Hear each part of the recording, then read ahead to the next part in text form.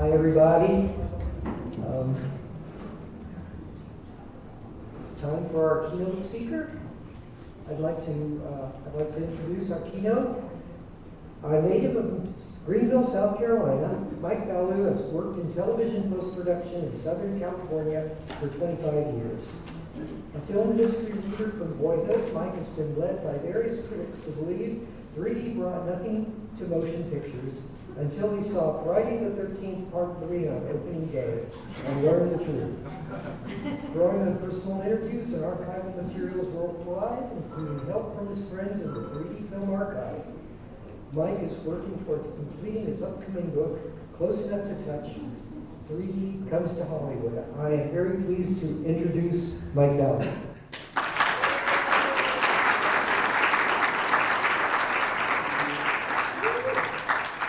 Let me see what I can see here. Can everyone hear me all right? Yes. Good. All right. Well, you know what? I was going to originally ask for a show of hands. Originally, I was going to ask for a show of hands, but I can't see any hands. But some of you may have been here Friday, and you may have seen and heard the slideshow that I recorded to go with the Blu-ray of BWANA DEVIL. You may have already heard that recording. If you did, please know that a substantial portion of my speech tonight covers the same data points.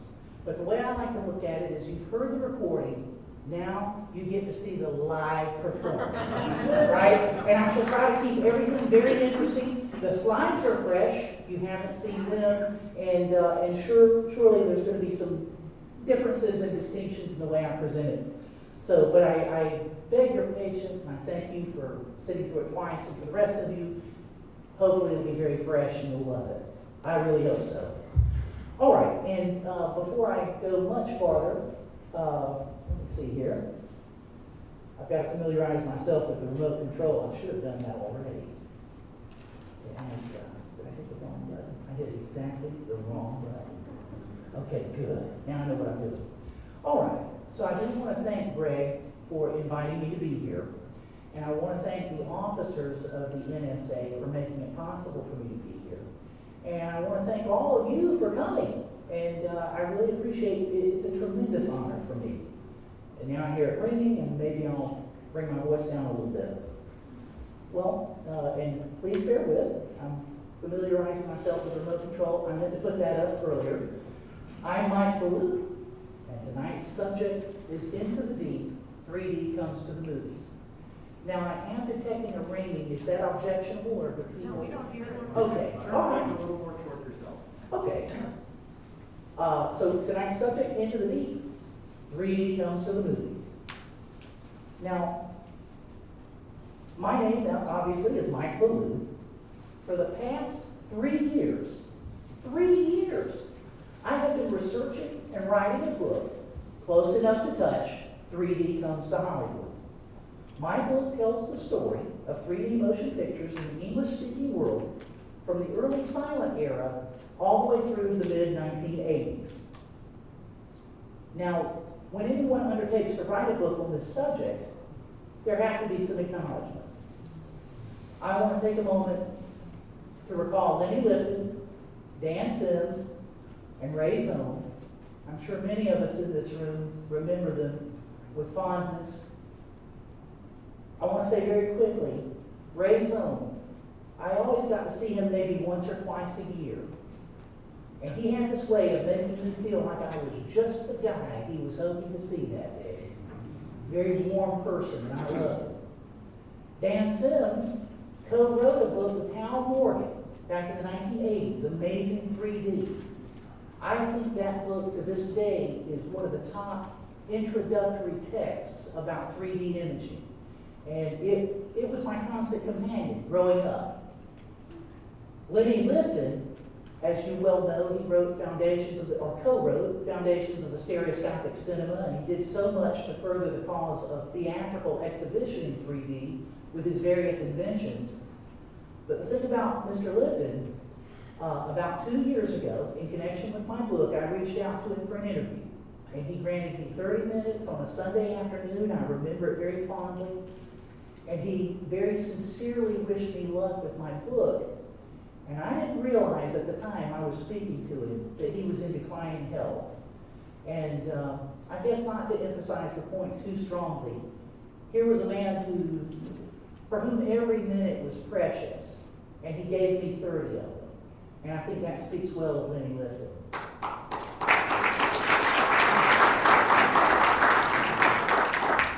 And I'll tell you right now, I could not be doing what I am now doing without my friends and colleagues in the 3D Film Archive. Bob Permanet, Greg Kentz, Jack Theakston. They're the real masterminds. And I want to tell you, I'll keep it short, but I was very nervous about the prospect of going and doing research at some of the archives in Southern California. And Bob asked me to do some research several years ago for a commentary for a movie called Hero. Some of you may have seen it on Blu-ray. And he said, "You're in Southern California. You're the ideal person to go do that." And his encouragement gave me a sense of purpose, a sense of boldness. One thing led to another, and because of their guidance and because of their support and because of their encouragement, I'm now able to do what I'm doing. And I just want to salute my fellows in the 3D Film Archive.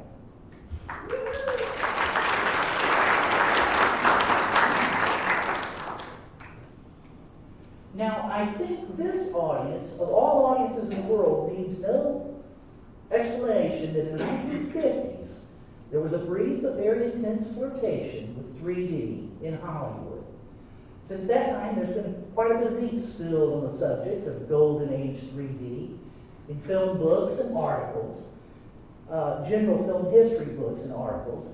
And in my opinion, this is my opinion, most of that coverage has been condescending, mocking, and hostile. Exactly. Written by people who, at best, regard stereoscopy as a headache, literally and figuratively. According to those folks, 3D movies in the 1950s were nothing more than a fad, a gimmick, a crass attempt to trick the public into paying to see bad movies. Now me, I happen to think 3D motion pictures are a legitimate art form that got off on the wrong foot back in the 1950s. There was a lot going on in the movie business in those days. Things were looking very dark indeed. Take a look at this slide. And by the way, before I begin, those figures are all adjusted for 1953 so that we can make a meaningful comparison between the two. In 1946, the gross national product of the United States was $193.2 billion. Over the next several years, the gross national product shot up to $354.1 billion. But during that same period, movie ticket sales dropped from approximately, it depends on who you ask, approximately 82.4 million tickets per week to 46 million per week. Corporate income in 1946 for the American movie industry came to $187 million after taxes. By 1952, post-tax corporate income for the American movie industry, had fallen to $31 million. Clearly, the movie industry was in an alarming state of decline. The one explanation everyone offers, of course, is the coming of television. But television is not the only plague in this story. The movie industry was facing a number of problems and challenges, and effective solutions were proving elusive. I think many people today tend to look back on all this with an all's well that ends well attitude. We know from hindsight that Hollywood survived, partly by turning television from an enemy to an ally. But we dare not forget that in 1950, 51, and 52, the economic problems facing the movie industry were a matter of life and death for small and mid-sized theater owners. Some people were facing the loss of their business, their livelihood. Some people were facing bankruptcy, stress-related illnesses. In extreme cases, people died. For many in the industry, particularly the folks on the ground running local theaters, what was needed most was some kind of innovation to win back the lost audience and revive the fortunes of the movie industry. And the greatest possible innovation was stereoscopic 3D. There is ample evidence that before House of Wax in the spring of 1953, before BWANA DEVIL in late 1952, even before the Anglo-Canadian 3D shorts at the Festival of Britain in 1951, forward-thinking film people all across North America were eagerly looking forward to the coming of 3D. Have a look at these quotes, taken from various industry trade magazines. Most of the people you see quoted here were rank-and-file theater managers from across the U.S. and Canada. If not for the war years, the industry most certainly could have expected Third Dimension by now. I think Third Dimension should be pushed along as quickly as possible. Let's give up a prize for the best practical form of three-dimensional projection so as to hurry it along. We need it. What we need is an improved presentation by the use of third-dimension photography, and we will have nothing to fear from television or any other form of competition. I believe the answer is to bring out third-dimension projection. I think it would revolutionize the entire motion picture industry. I'm convinced that the day is near at hand when third-dimensional films will be as universal as talkies are today. Keep in mind that most of these quotes date from a time when the most recent 3D film from Hollywood, the MGM Pete Smith anaglyphic short Third Dimensional Murder, had been out of circulation for close to 10 years. To underline, at the time of these quotes, there was no 3D feature film on the horizon coming from Hollywood. But these people, and thousands more just like them, hard-working show people, not snake oil salesmen, earnestly believed in 3D as a potential savior for the industry. As always, there were skeptics and naysayers. In May 1950, one anonymous technician with the General Precision Equipment, makers of projectors and other film gear, reported that his company had been researching stereoscopy continuously since the mid-1930s. He estimated there might be as many as 3,000 inventors working towards the goal of practical three-dimensional motion pictures. But the general consensus among his colleagues was that not one of these dreamers was anywhere close to achieving success. In November 1950, Variety blasted its readers with a headline: "Can't beat three-dimension snags. No practical pick system in sight." Of course, the article contradicts itself by outlining two reasonably practical proposals, both put forward by 3D pioneer Jack Norley, the guiding force behind two 3D films for the 1939 World's Fair and one 3D film for the Golden Gate Exhibition in 1940. Norley was a technical genius, probably the go-to guy for stereoscopic 3D prior to 1950. But no one in the industry was prepared to take seriously Norley's proposals. Variety brought them to everyone's attention, only to swat them instantly aside. Even in those days, there were conspiracy theories. Some believed that progress was being deliberately thwarted. Technical writer, you'll forgive me if I mispronounce his name, Gio Gagliardi of the Motion Picture Herald had this to say in 1950. "I have frequently been asked, when are we going to get three-dimensional projection? For the last 20 years, there have been frequent claims that three-dimensional motion pictures were just around the corner or were actually available. These claims, which have not been popularly fulfilled, have given rise to suspicions that three-dimensional developments were being held back from the public." Let me tell you something. If we could step into a time machine and travel back to New Year's Day, 1951, we would observe a lot of grassroots clamor for practical 3D motion pictures. But at the same time, we would see no serious forward movement toward 3D among producers, studio heads, or equipment makers.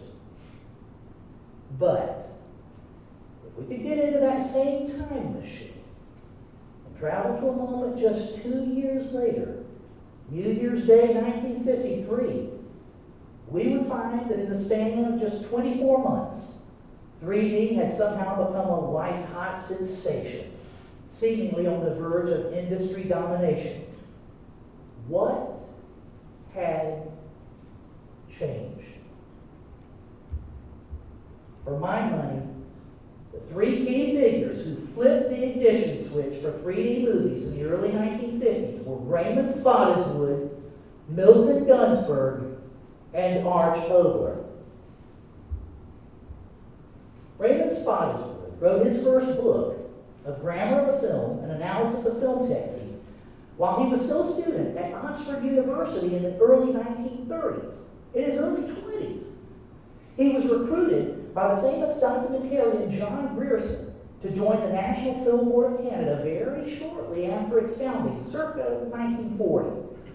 Under Grierson's mentorship, Spottiswoode rose rapidly to become technical director of the National Film Board by the mid-1940s. It's fair to say that Spottiswoode's mastery of the technical aspects of motion pictures put him in the top tier of film engineers worldwide. Now, you can't tell the story of Raymond Spottiswoode without mentioning the Scottish-born animator Norman McLaren. McLaren had likewise been recruited by John Grierson to join the National Film Board of Canada. Very early on, McLaren and Spottiswoode formed a close professional and personal connection that would last to the end of their lives.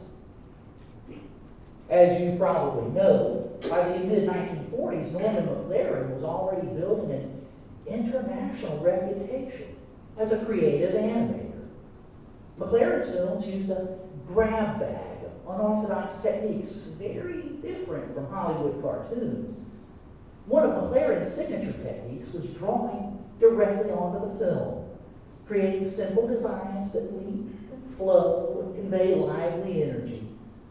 When Pablo Picasso saw McLaren's 1942 film Hen Hop, the great artist is said to have remarked, "At last, something new in the art of drawing." In 1943, Norman McLaren bought a home stereoscope from an Ottawa junk shop. Instantly captivated, he soon wondered, how hard could it possibly be to make one's own stereoscopic drawings? Starting out with simple vertical lines on blank cardstock, McLaren quickly taught himself to make three-dimensional art. Now, it wasn't long before he outgrew the size restrictions of the home stereoscope, so he built what he thought was a novel stereoscope of his own design, using twin mirrors and placing the left and right views out to the sides on separate jumbo-sized cards. On a social visit to McLaren's apartment, Raymond Spottiswoode happened to notice this large twin mirror gadget hanging on the wall and exclaimed, "Ha ha! So you've made yourself a Wheatstone viewer." McLaren then learned the essential history of stereoscopy, of which Spottiswoode was already a devoted student. Now, while all this was going on in the mid-1940s in Canada, early planning was already underway in the United Kingdom for a massive exhibition, the Festival of Britain, to run from May to September 1951. Originally imagined as a World's Fair, the festival was soon reconceived as a national fair, to which all the world was cordially invited, designed to celebrate British achievements in science, industry, and culture. The Festival of Britain was also meant to commemorate the centennial of the Great Exhibition of 1851, popularly known as the Crystal Palace Exhibition. According to historical lore, Crystal Palace exhibition was where Queen Victoria first saw Sir David Brewster's stereoscope. Her Majesty's enthusiasm for the three-dimensional images she saw helped to ignite a worldwide clamor for stereo imagery that lasted well into the 20th century. Of course, motion pictures would play a key role in the Festival of Britain, with a nod toward David Brewster and his famous stereoscope, and a forward glance towards a hoped-for future. It was decided to present several films at the festival in stereoscopic 3D. The British Film Institute delegated authority for festival film decisions to Jack Ralph, formerly of the National Film Board of Canada. Ralph, in turn, recruited Raymond Spottiswoode to oversee the 4 3D films that would play at the festival. For his part, Spottiswoode wasted no time in securing the help of his friend, Norman McLaren. The small but remarkable theater that showcased these films at the festival, the telekinema, as it was called, was specially built to showcase several new technologies. In addition to 3D, the telekinema would present large-screen projection television and 4-channel stereophonic sound.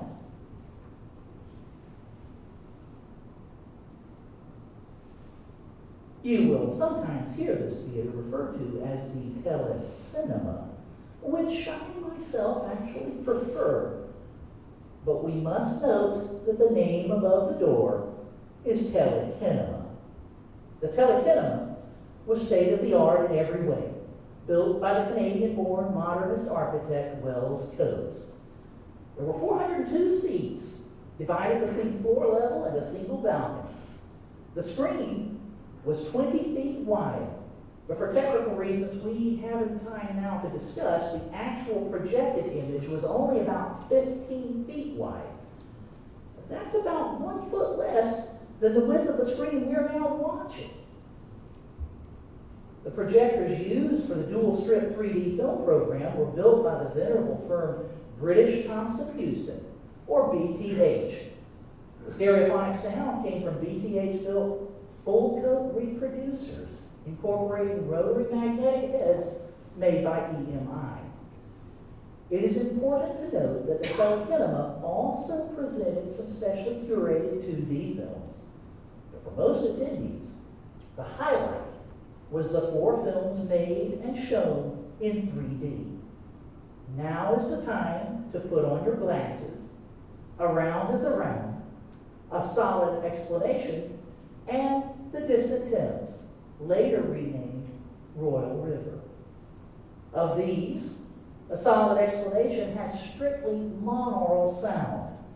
The other 3 had 4-channel magnetic sound, left, center, right, plus a rear channel that could occasionally be diverted from speakers on the back wall to speakers in the ceiling for unusual effects. 2 of the festival 3D films, Now is the Time to Put on Your Glasses, and Around is Around, were animations. The first was crafted by Norman McLaren, working with Evelyn Lambert. The second involved McLaren, Lambert, and Ches Beechel, all of the National Film Board of Canada. McLaren reported on their production techniques in the pages of the Journal of the Society of Motion Picture and Television Engineers, helping to stoke curiosity and early enthusiasm for stereoscopic films, even in the United States. The other 2 3D shorts were live-action films made in England. The Distant Thames, aka Royal River, was filmed using this twin Technicolor rig put together in haste to meet a desperate need a mere 8 weeks before the opening of the festival. You'll note that the camera rig makes no use of mirrors or prisms, so the lens separation, or interaxial, is a hefty 9.5 inches. The film was a travel log exploring the River Thames, so the camera could be kept at a considerable distance from the subject in order to minimize distortions. A Solid Explanation a very dry, light comedy masquerading as a technical explanation of 3D, was made using the so-called BFI camera rig, designed to Raymond Spottiswood's specifications by British stereophotography expert Leslie P. Dudley. Unfortunately, serious problems with the rig quickly became evident. Severe misalignment in the camera optics required costly and time-consuming corrections in optical printing.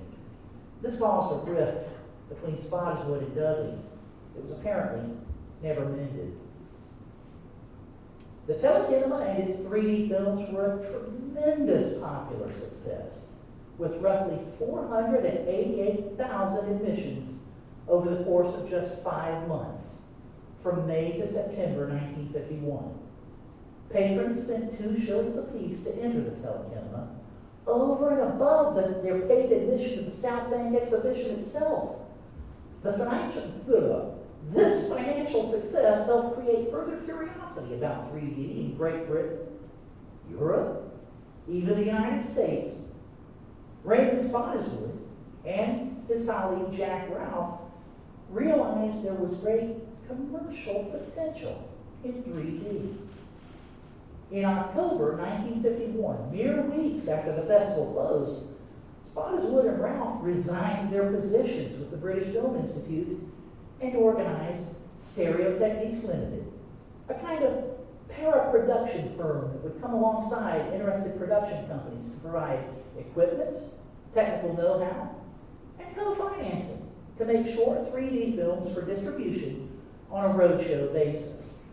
And so, in early 1952, 9 months before BWANA Devil, more than a year before House of Wax, Stereo Techniques Limited put a full slate of live action and animated 3D short features in release, attracting strong business and a measure of critical praise at select theaters throughout the British Isles and Northern Europe. Guests at the telekinema had often expressed a desire to see a ballet film in 3 dimensions, and Stereo Techniques obliged these requests with The Black Swan, featuring the future Dame Beryl Gray as Odile, and the someday director of the Royal Academy of Dance, John Field, as Prince Siegfried. I want you to note that's the BFI camera rig being used to film it shortly after the rig had been redesigned to try to eliminate some of the problems I described earlier. The Black Swan and other Stereo Techniques films, including the 4 originally produced for the Festival of Britain telekinema, were circulated as a package to theaters, which were also supplied with the requisite silver screen and synchronization equipment for their existing projectors. But let me underline one point. It's a bit of a theme for me. Despite what you may have read or heard elsewhere, The Black Swan was not produced in time to play at the telekinema during the Festival of Britain itself. In fact, when the Stereo Techniques package came to London in 1952, the films played at the Riverside Theatre a few miles upstream along the River Thames from the location of the telekinema. The Riverside Theatre was part of the Festival Pleasure Gardens in Battersea Park.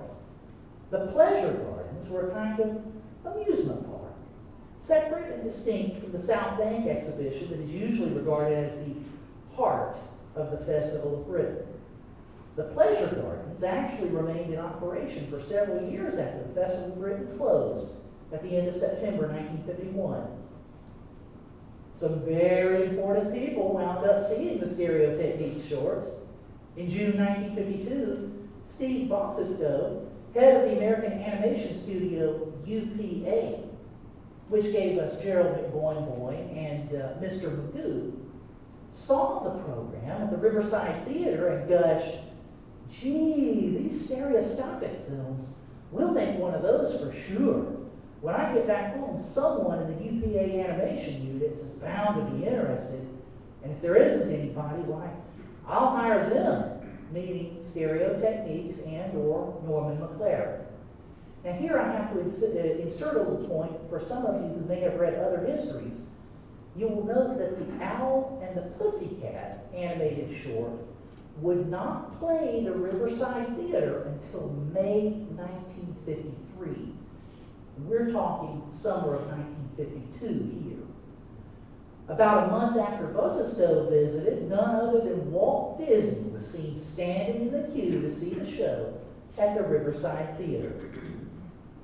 I like to think Mr. Disney was also having a look around the pleasure gardens themselves, perhaps gathering a few ideas for this planned theme park adventure he had going in Anaheim.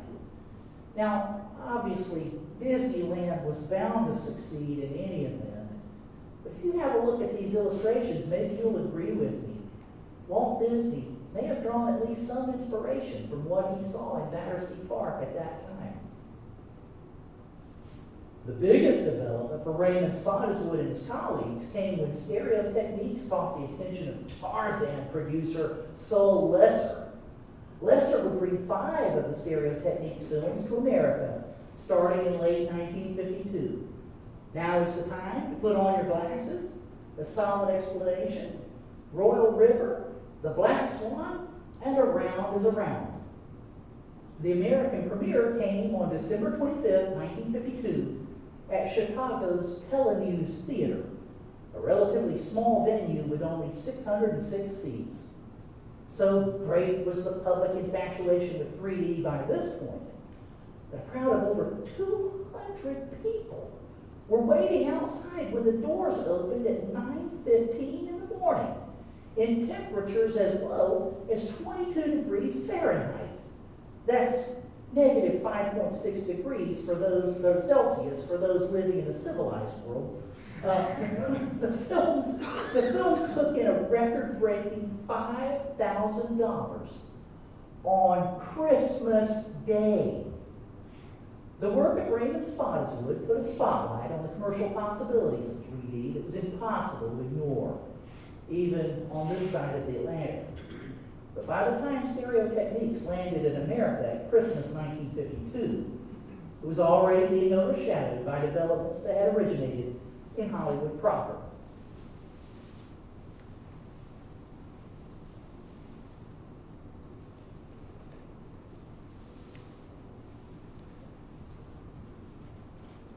I'll leave you hanging in suspense a moment. It's my specialty. Milton Gunsberg started out as a journalist, first with the Los Angeles Times and later with the New York Times.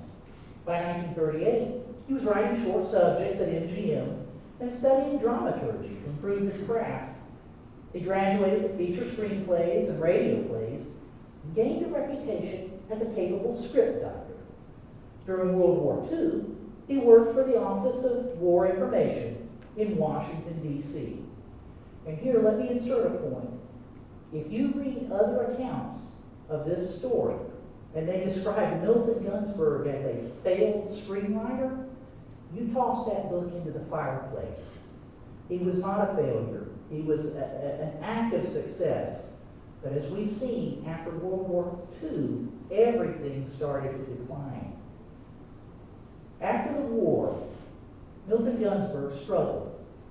The ongoing production slowdowns that plagued the movie industry during the post-war years hit everyone hard, including Milton. His wife, Vera, was deeply concerned about his health. Even when times were good, she had watched as Milton spent 20 hours straight bent over his typewriter, too engrossed in his work to eat or sleep. Periods of unemployment were marked by intense worry. It was time to make a change, a big change. Gunsberg's father, Samuel, had read and thoroughly enjoyed a recent story treatment Milton had written. Now he tried to convince his son that the time was right to become a hyphenate, a writer-producer. He felt Milton had the germ of a great idea, sure to appeal to the most steadfast audience segment of them all, the American teenager, who had never stopped going to the movies, probably never would. Milton's treatment, Sweet Chariot, drew inspiration from the weekend hot rodders Milton saw at weekend racing events throughout the valleys surrounding Los Angeles. Where others saw juvenile delinquents, Milton Gunsberg saw the engineers, the mechanics, the know-how merchants who would someday do great things for the country. Now, he wanted to tell their story. Samuel Gunsberg put up $5,000 as seed money.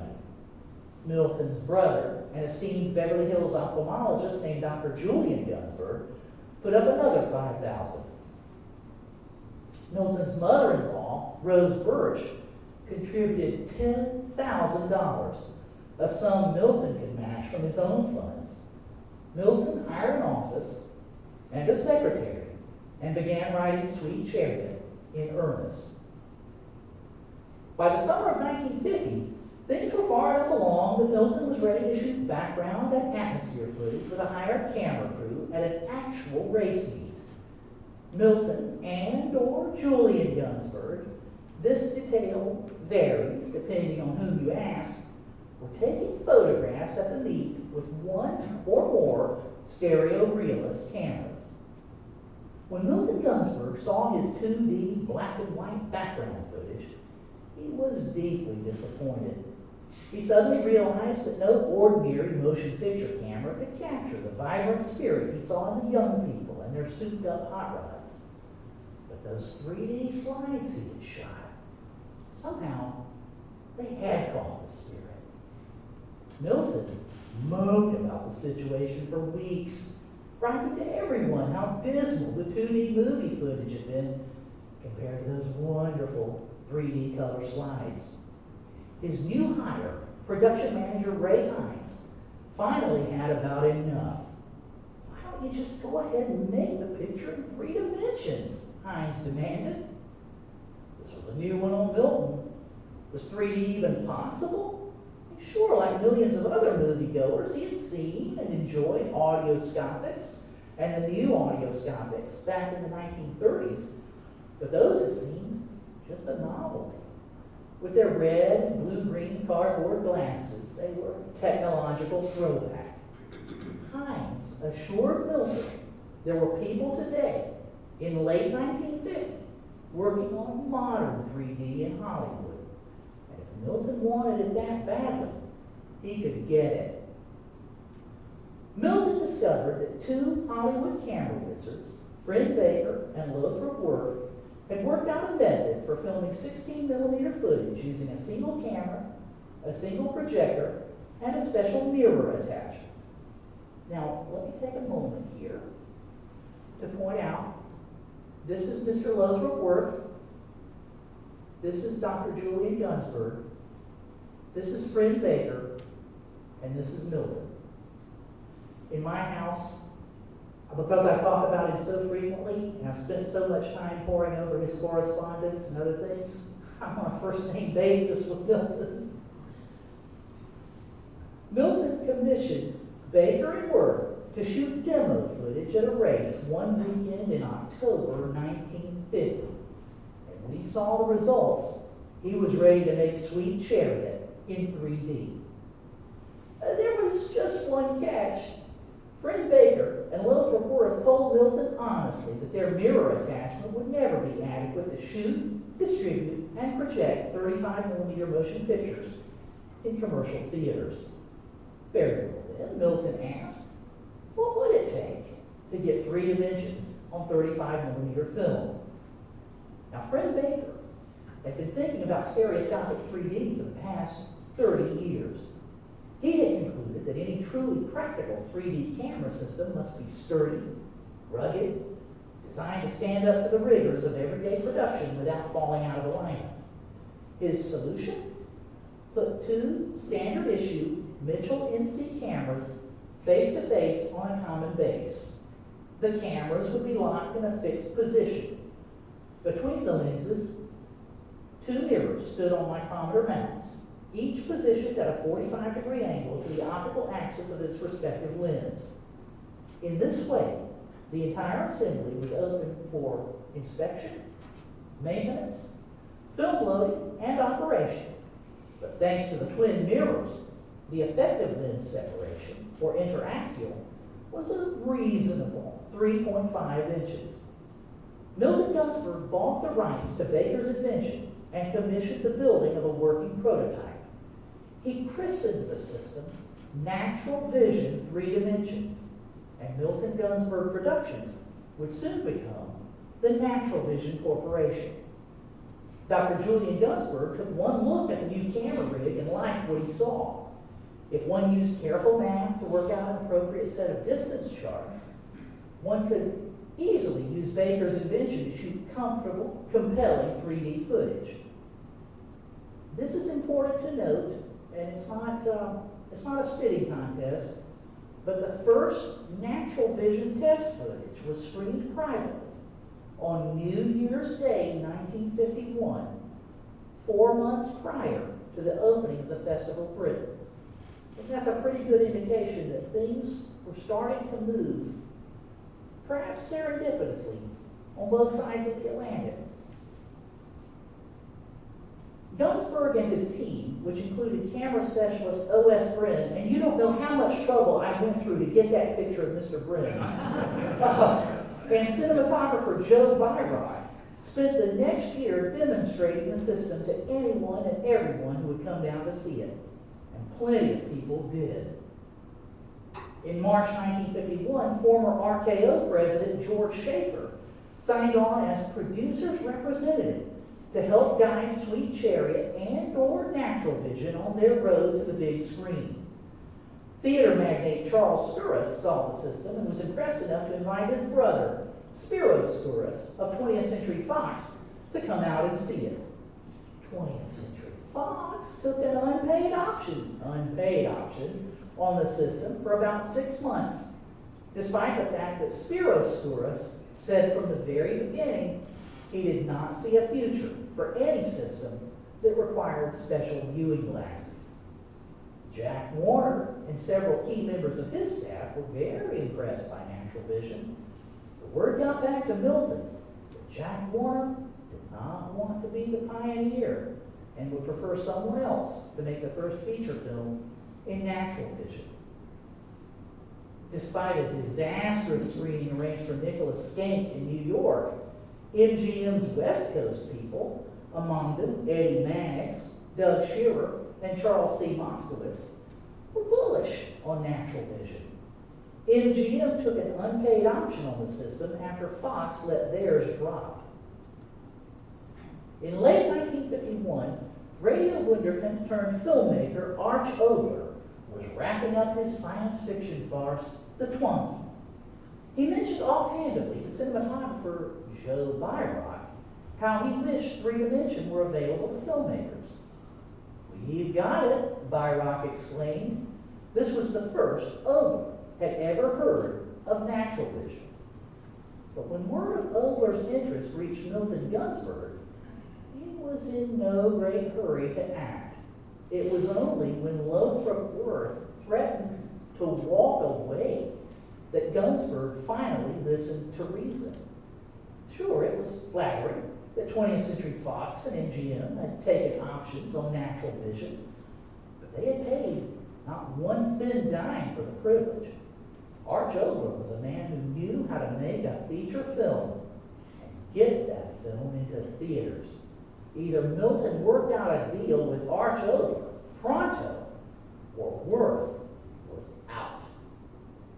Milton Gunsberg and Arch Oboler signed a series of legal agreements and contracts in February 1952. And I want to go briefly off script here to point out there's a dramatic scene in my book.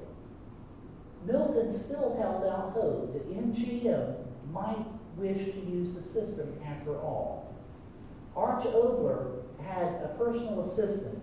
I'm going to use dated language here, and I pray that you'll forgive me, but it's sort of a girl Friday. He absolutely depended on Jerry Kay. Jerry Kay sat with Milton Gunsberg in his office all day one afternoon in January 1952, waiting for the phone to ring. If the phone had rang, and if it had been MGM asking to renew their option, even unpaid, chances were Milton would have taken it. But the phone did not ring, and so things proceeded with Arch Oboler. And as I may have already said, Gunsberg and Ogler signed a series of legal agreements and contracts in February 1952.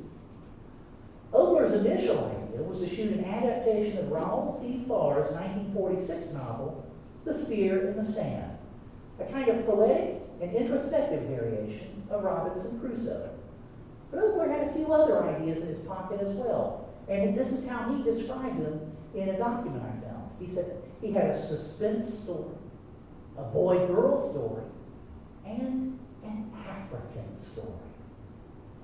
It just so happened that Ogler had been on safari in Africa back in 1948, where he collaborated with North Dakota industrial filmmaker William D. Snyder in creating literally miles of 16-millimeter footage, plus audio recordings documenting all the exciting sights and sounds of his travels. And again, to veer off script just a tad, when you're watching BWANA Devil in just a short while here on the screen, listen to some of the sound effects you hear. Some of them are authentic recordings made in Africa at that time. A native of Chicago, Ogler remembered past visits to the Field Museum of Natural History, where he saw the stuffed remains of the two real-life lions depicted in the 1907 book, The Man-Eaters of Savo, by Lieutenant Colonel Henry Patterson.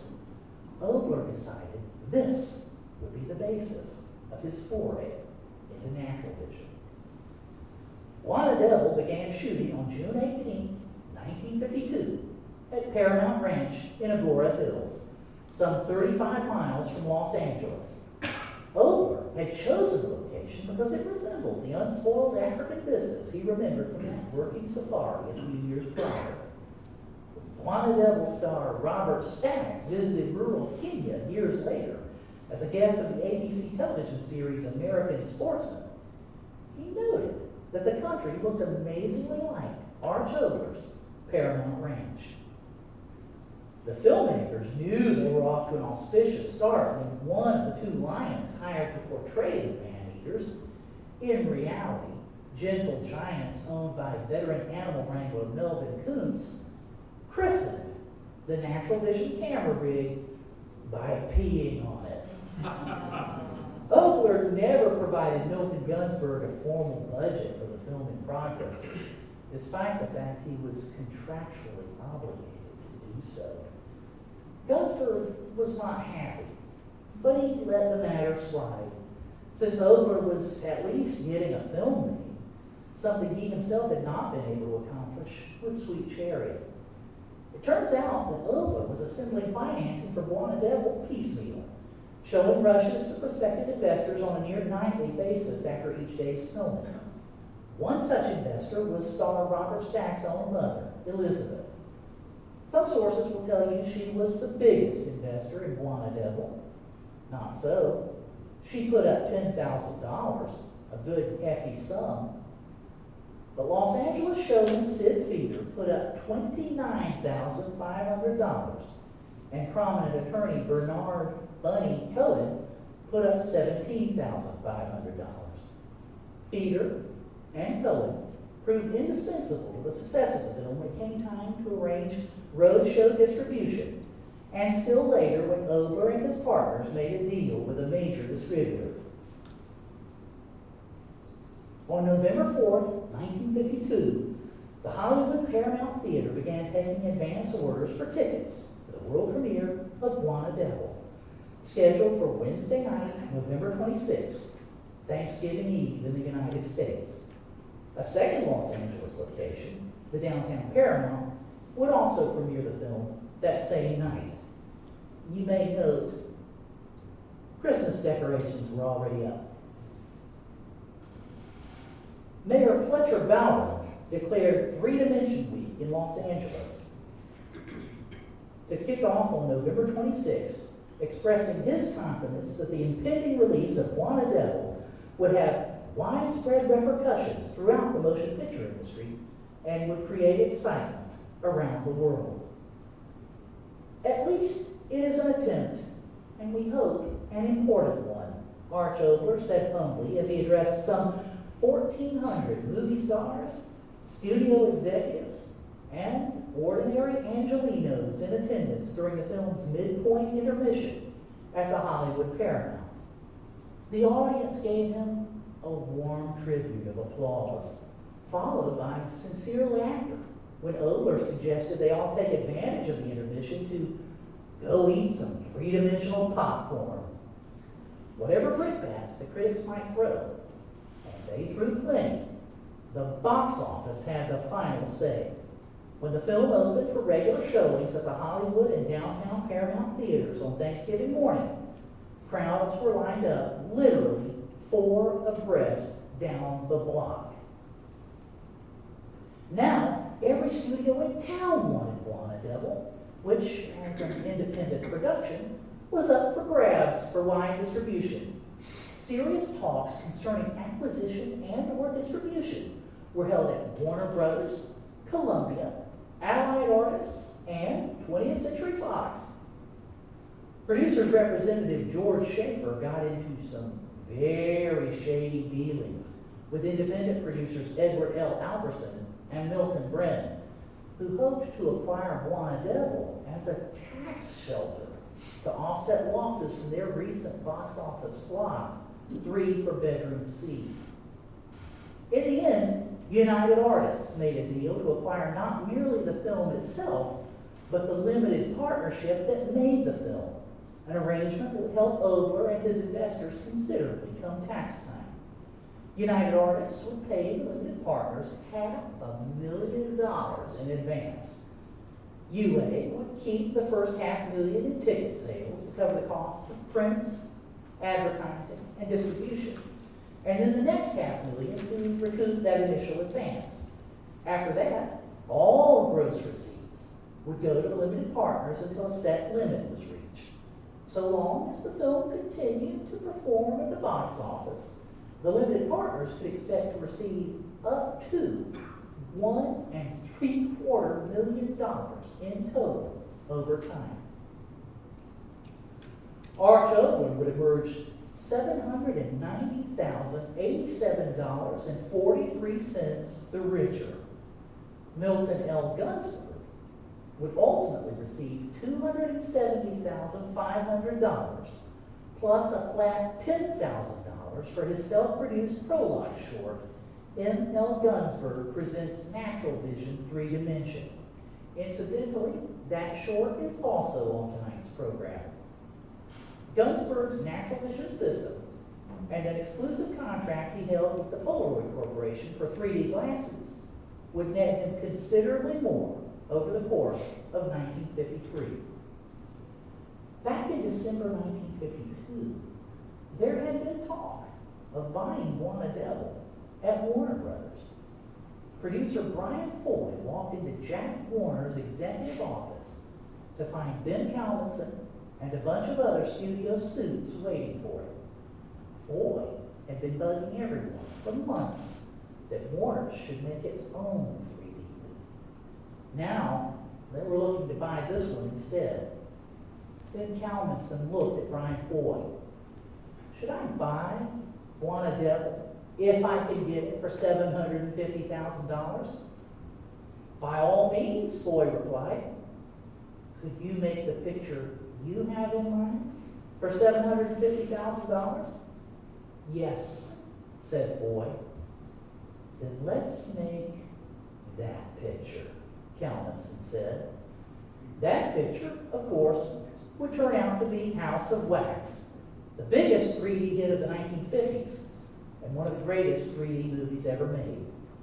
But that is another story for another time. Now, in the next few minutes or so, we will be among the first to see the new restoration of Arch Oakler's BWANA Devil from Keynote and the 3D Film Archive.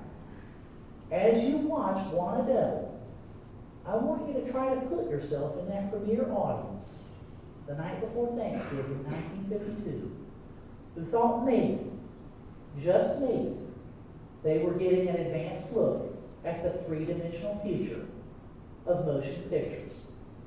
Whatever its strengths or whatever its faults, BWANA Devil led to a brief but intense flurry of technical exploration and creativity in Hollywood. that I believe still has the power to capture both eyes and the imagination 7 decades later.